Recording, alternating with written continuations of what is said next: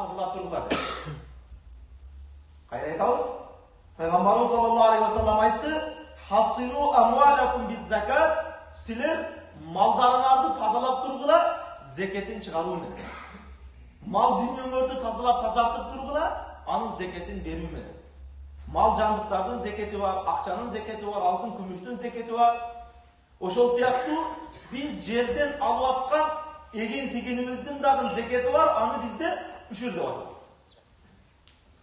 Бир билейин ушул нерсеничи. İnsan özünün tapkan akçasını jey turgan bolsa, özünün tapkan akçasını jey turgan bolsa, al aga inşallah adal bolot, adaldan taba turgan bolsa.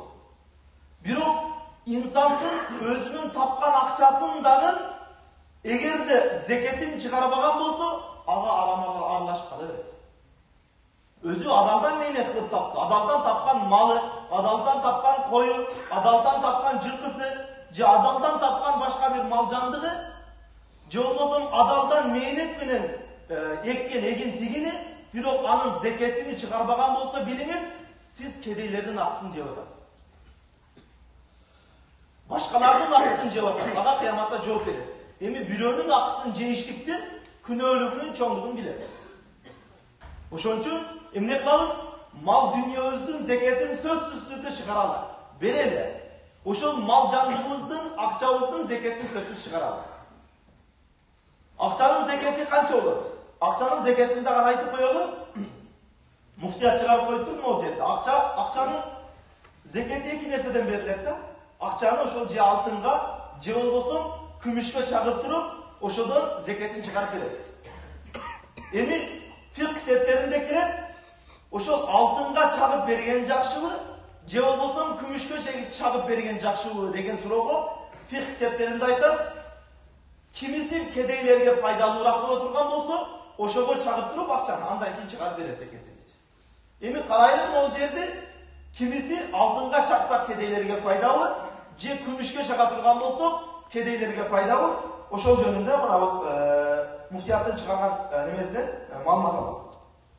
Өзү негизи ошол алтындан зекет бергенде, алтындын нисап деп туруп, зекет бере турган көлөмдү айтат. Kaysi bir insanın akçasının, şol altının kölömü uşul nisapka jete turgan bolsa, zeket berүү kerek bolgon kölömdü aytat. Altındıkı 85 gram bolot. Orta esep menen 1 gram altındı muftiyat eseptep çıkarıptır. 2890 so'm menen eseptep çıkarıptır. Ortaça altındın 1 gram altının akçası. Emi ошол эгерде алтынга чага турган болсок, биздин акчабыз канча акча болгон учурда зекет бериш бизге милдет. Бул жерде айтып атат, ошол 85 грамм алтынды азыркы орточо 1 грамм алтындын акчасынан чагып туруп эсептей турган болсок, 245.650 сом. Кыскасы 250 миңге жакыныраак акча болот. 245.650 сом акча болот. Эгерде сиз ошол колуңузда ошол 250 миңге жакын акчаңыз боло турган болсо, сиз алтынга чагып туруп, ошонун 40тан 1-ин берүү, 40 бөлүккө бөлөсүз дагы 40тан 1-ин бул кедейдин акчасы болот. Ал сиздин чөмтөгүңүздөгү акча, пешене тери менен тапкан акча, бирок ал кедейдин акчасы. Эгер баарын жеп туруп зекетин чыгарбасаңыз, кедейдин акчасын кошо жеп атасыз. Эми күмүшкө чагып көрөлү. Күмүшкө чага турган болсо, bir özü negizi şu күмүшкө чакканда күмүштүн нисап деп туруп азыр түшүндүрдүм. Зекет бериле турган көлөм. Эгер күмүшүңүз боло турган болсо, 595 грамм күмүшүңүз болсо, ошол күмүштөн зекет чыгаруу милдет болуп эсептелет. Эми биздин акчабызды күмүшкө чаккан учурда кандай болот дей турган болсок, 1 грамм күмүштүн орточо баасы 53 сом менен эсептелиптир, азыркы учурда 53 сом менен. Ошондо 595 грамм күмүштү 53 сомго көбөйтө турган болсок, 31.535 сом. Заркам 32 миң. 30 миңден ашыгыраак акча болот. Эми караңыз, айттык жана башында айтып өттүк.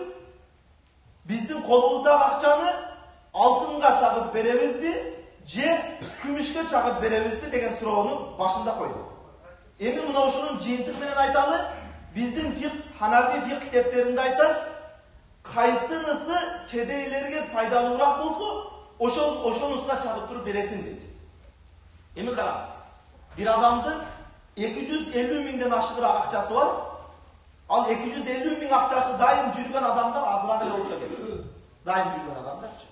А бирок күмүшкө чыга турган болсок, 30 миңден ашуун акчасы бар адамдар алар көп. Кимисине чаксак кедейлерге пайдалуураак. Албетте күмүшкө. Себеп күмүшкө чагып туруп бере турган болсок, көбүрөөк кедейлер зекет алып алат. Көбүрөөк кедейлер пайда көрөт. Ошол 30 миң, 35 миң акчасы бар адамдагы эгер ошол колундагы акчасына 1 жыл айлана турган болсо, 1 жыл ошол колунда тура турган болсо, аны берүү милдет болуп, ал ошонун 40тан бири, ошол 30 миң ашыгыраак акчанын 40тан бири кедейдин акысы болуп калат. Ошон үчүн бул зекетке дагы сөзсүз көңүл бурайлы. Бул хадисте дагы айтып атат, силер малыңарды жеп атканда малыңарды тазартып жегиле. Малыңарды тазалагыла эмне менен? Зекетин чыгаруу менен. Ошондой эле эми кой малдарды уккан болсок керек, ага киришпейли. Андан сырткары биздин дыйканчылыгыбыздын үшүрү бар. Аны дагы кошуп өтөлүп, ушул жерде дыйканчылык кылабыз. Дыйканчылык кылган учурда ошол дыйканчылыгыбыздан чыккан канча чыгат? Мисалы сиз картошка эктиңиз бuyur. Картошка эктиңиз, 10 тонна картошка алсаңыз, алган картошкаңыздын 10дон бирини бере бересиз. Жерден чыккан нерсенин 10дон биринен үшүр берилет. Эгерде 100 килограмм ала турган болсоңуз 10 килограмм. Эгер 10 штук картошка алсаңыз, анда 1 штугун бериш милдет. Меники аз болуп калды дебейсиз. Менин картошкам аз эле болду дебейсиз. Az болобу, көп болобу тоннамап аласызбы, же килограммдан аз аласызбы, айырмасы жок. Жерден чыккан эгиндин баарынан эмне кылабыз? 10дон бирин берүү, бул дагы кедейдин акысы болуп эсептелет. Сиз менен биздин кылган дыйканчылыгыбыздан кедейдин акысы. Ислам динин карасаңыз, ислам дини ушундай бир баалуу дин. Ушундай бир берешендүүлүккө инсандарды тарбиялай турган дин. Ислам дини байлар менен кедейлер, байлар маза кылып жыргап жашай берсин, кедейлер кыйналып жашай берсин дей турган дин эмес. Ислам дини ушундай бир кедейдин да, жетим жесирдин дагы акысыны ушундай кылып байлардан аларга зыян этпей турган кылып чыгарып бере турган дин. Келиңиздер, ошол малыбыздын, дыйканчылыгыбыздын, же бир акчабыздын зекетин эстен чыгарбастан, зекетин толук түрдө берели. Ошол зекетти дагы бергенде, мына ушул Рамазан айында берип калсак, бул өтө жакшы нерсе. Ушул Рамазан айында себеби бул Рамазан айында кылынган бир жакшылыктан 700 миң эсеге чейин көбөйтүлүп бериле турган ушундай бир сооптуу айлардын бири. Кудайдын рахматы жаап турган айлардын бири.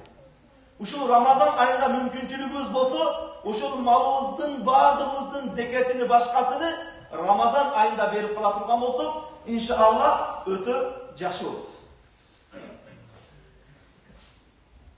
Эми зекетти кимге бериш керек деген теманы акырбагына коелу, аны дагы кош айтабыз иншалла.